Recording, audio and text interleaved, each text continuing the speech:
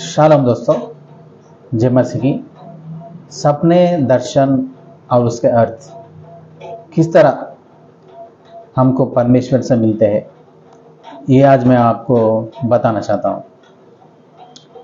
परमेश्वर किस तरह से बात करता है और परमेश्वर से जवाब पाने के लिए हमें क्या करना चाहिए। पहली बात यह है कि अगर आपको सपने और दर्शन चाहिए परमेश्वर से, तो आपको 5 किताब ज़्यादा पढ़ना पड़ेगा। पहली किताब का नाम है हिजकिय्याह, दूसरी किताब का नाम है जकरिया, तीसरी किताब का नाम है डैनियल, चौथी किताब का नाम है प्रकाशित किताब और पांचवा है यूहन्ना का किताब, यूहन्ना का सुसमाचार।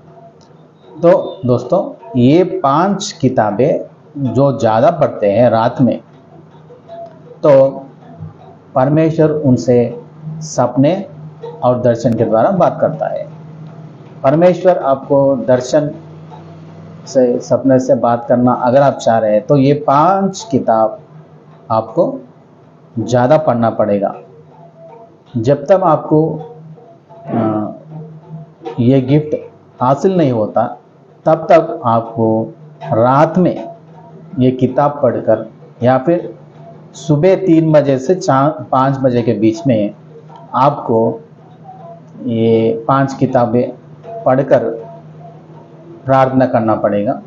तो आपको ज़्यादा दर्शन दिखेंगे और सपने भी आएंगे। तो जब बाइबल पढ़ते हैं, उसके बाद में जब आप प्रार्थना में बैठे होते हैं, तो आपका काम यह है कि पहली बात, जो आप परमेश्वर से सवाल पूछना चाहते हैं, वो सवाल आप परमेश्वर से पूछने के बाद आप एकदम चुपचाप एक 15-20 मिनट खामोश रहना है और आपको वेट करना है परमेश्वर के लिए। कुछ भी नहीं सोचना है, सिर्फ परमेश्वर की आवाज़ या फिर उसके दर्शन देखने के लिए 15 और 20 मिनट जो सवाल आप परमेश्वर से करते हैं। प्रार्थना का मतलब सिर्फ एक तरफ से बात नहीं होती, दोनों तरफ से बात होता है। अब देखते हैं दाऊद के बारे में आप किताब पढ़ेंगे तो कई बार लिखा है, जब भी दाऊद राजा युद्ध को जाना होता है, तो परमेश्वर से पूछता है कि क्या मैं ये युद्ध करूं या नहीं, करूं तो कब करूं, क्या मैं युद्ध करूं या नहीं, या फिर उनसे समाधान हो जाऊं, क्या करना चाहिए। जब परमेश्वर कहता है कि तुम आगे बढ़ो युद्ध के लिए, मैं इन लोगों को तुम्हारे हाथ में सौंपने वाला हूं, तभी दाऊद जाकर युद्ध करता था, वरना युद्ध नहीं करता था। तो दोस्तों, तो आप ये समझना है, तो परमेश्वर कैसे बात करता है। जब आप प्रार्थना में होते हैं, परमेश्वर से जो भी सवाल है आपका, पहले आपको पूछना पड़ेगा, मुझे इससे शादी करना है या नहीं, क्या परमेश्वर मैं ये करूं या ना करूं।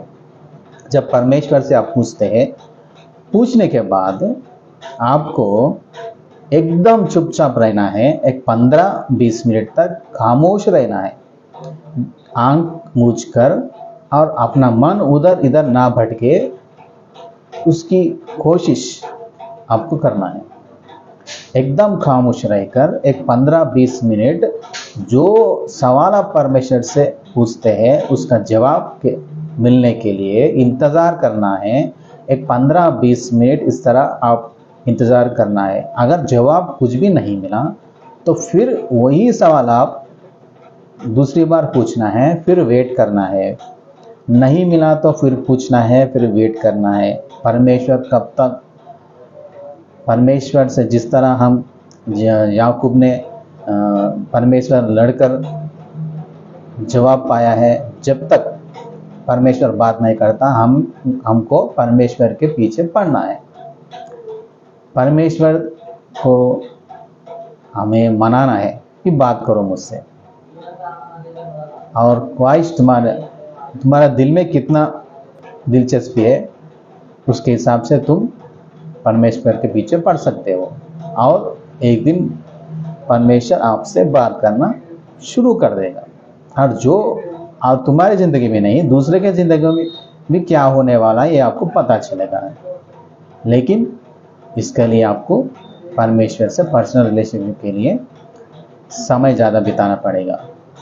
और एक बात यह है कि आत्मिक वरदान मिलने के लिए दर्शन, स्वर, कुछ भी हो, अन्य भाषा कब मिलते हैं? जब आपको कंसंट्रेशन करते हैं, कंसंट्रेशन में रहना है। जब आप प्रार्थना करते हैं तो आपका मन उधर इधर ना भटके, इसके लिए आप बहुत कोशिश करना चाहिए। जब आप आराधना करते हैं, परमेश्वर की स्तुति करते हैं, अपना मन इधर उधर ना भटके, इसके लिए आपको बहुत कोशिश करना है। जब आपका माइंड पूरी तरह से परमेश्वर से कनेक्ट हो जाएगा, तब दर्शन दिखेंगे और अन्य भाषा मिलेगा और परमेश्वर का आवाज़ भी आप सुनने लगेंगे। परमेश्वर का आत्मा, आपके आत्मा पूरी तरह से कनेक्ट होना ज़रूरी है। तब तक आप कनेक्शन जब तक नहीं मिलता सही तरह से, तब तक आपको जवाब नहीं मिलेगा। तो जिस तरह से हम रोड पे चलते हैं तो वाहनों का आवाज़ ज़्यादा होता है, तो हम आवाज़ फ़ोन में